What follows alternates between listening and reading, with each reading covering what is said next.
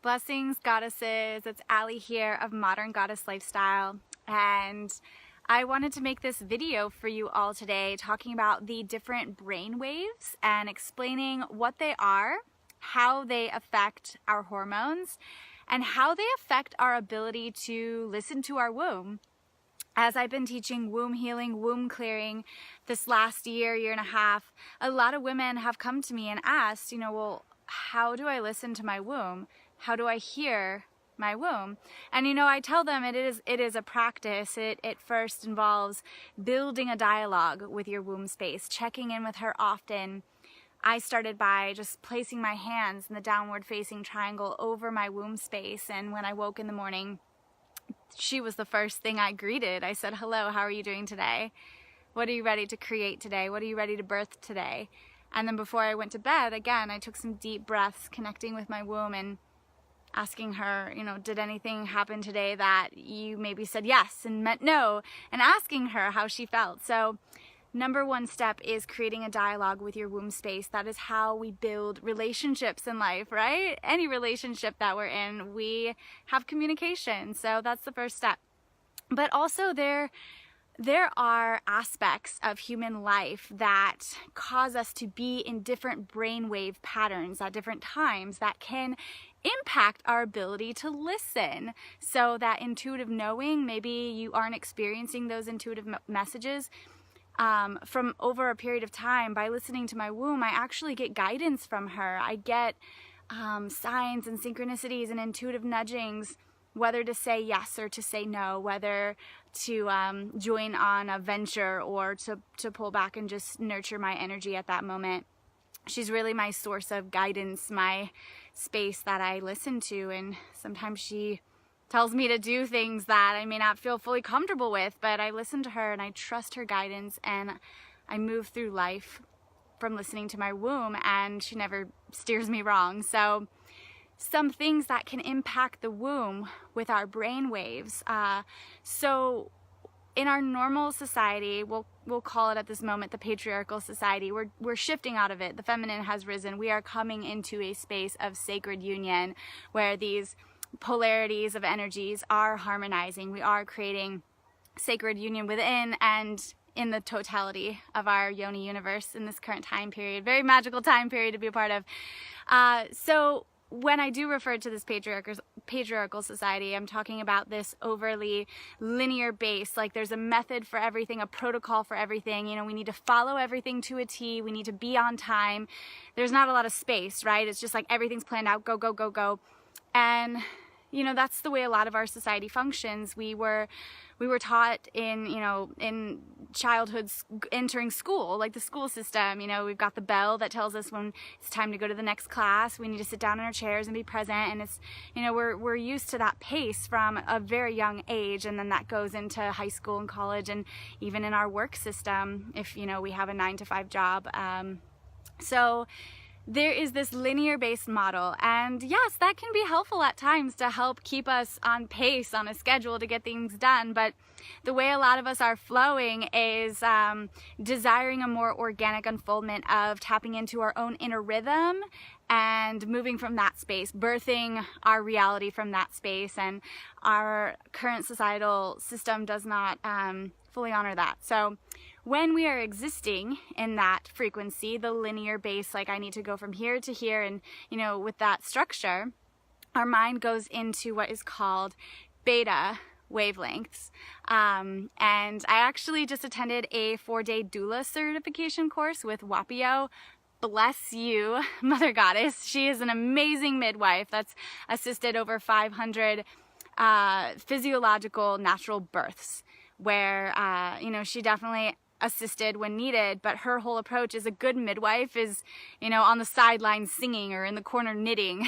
She's created the container and has removed herself so that the mother can go into her shamanic process, this rites of passage, birthing the baby, listening to her own body wisdom with very little intervention. And she's assisted these beautiful births, and a lot of them in this way that the mother completely just took charge and claimed her baby and tapped into her sacred body wisdom and followed the rhythm in order to birth this baby. So definitely grateful for the downloads I received. And one of the things that Wapio talked about were these brain waves that we go through even in the birthing process. So I've been reflecting on them a lot. And so yeah, beta.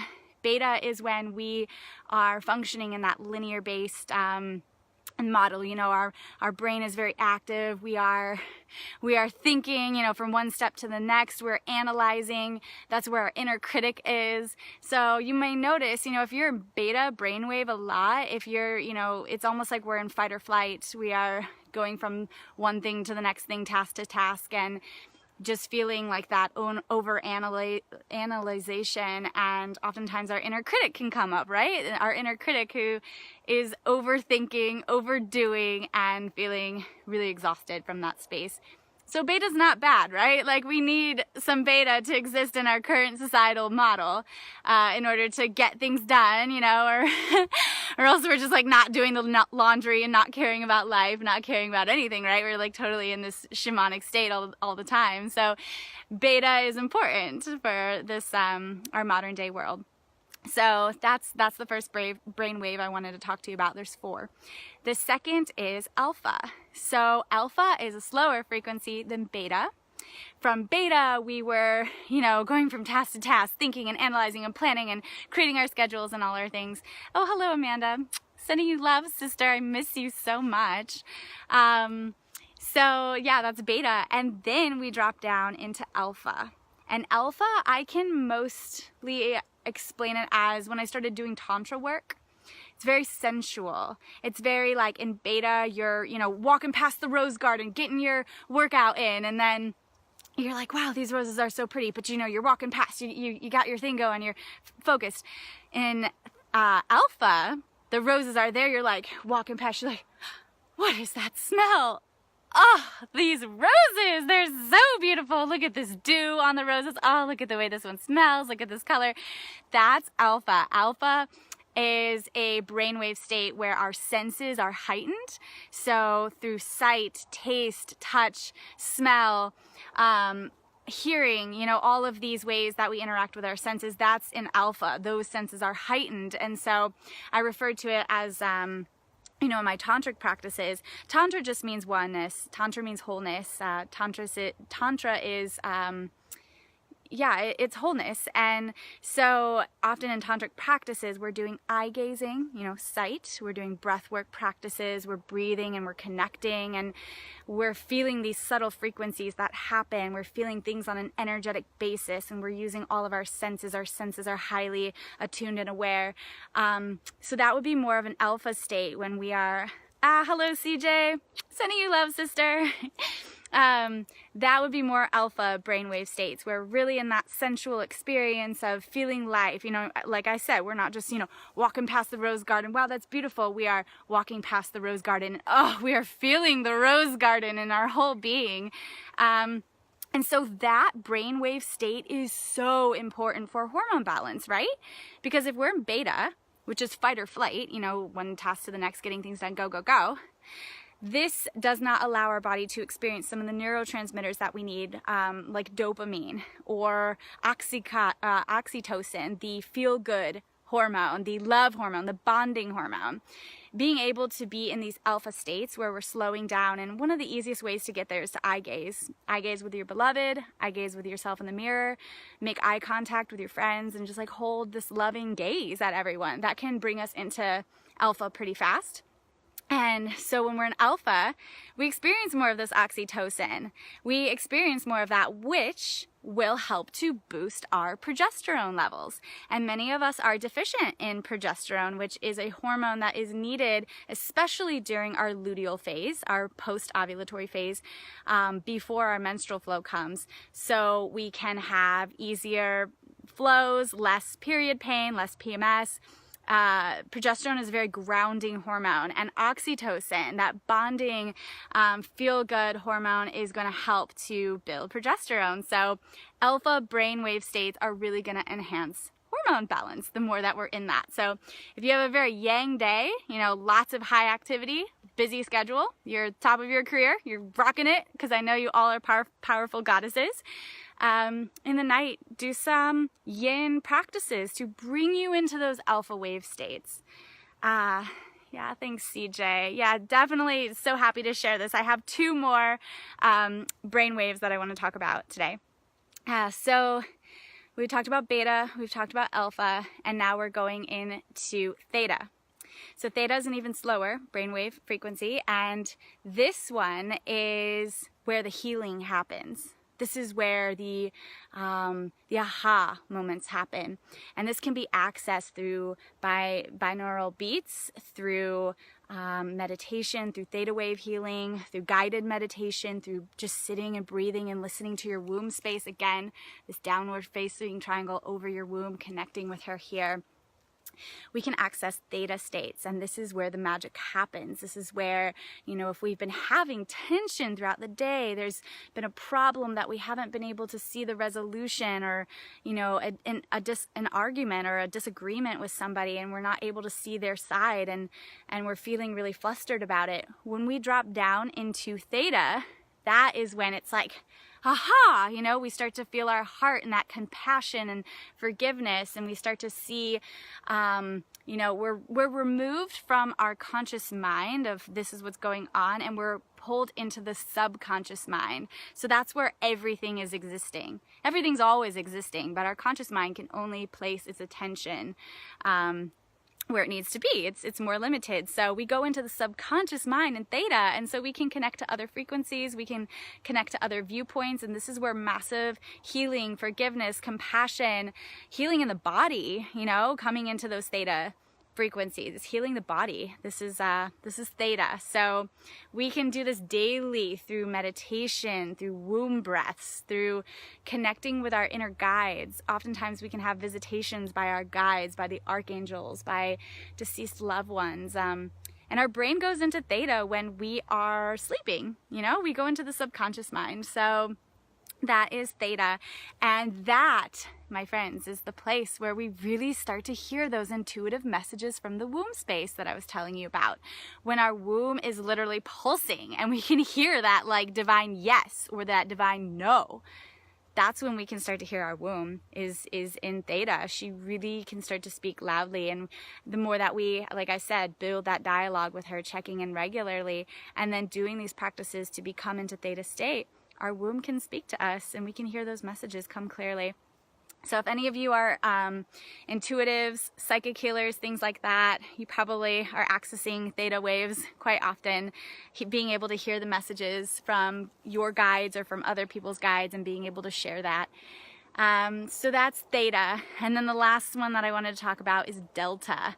So delta is the slowest, and you know, that's where, that is when we really come into this wholeness of Tantra that I was talking to earlier. We become one with spirit. We're in this meditative samadhi state where everything is just quiet. You know, the ocean's in the background, the birds are chirping, but we are in this total space of stillness.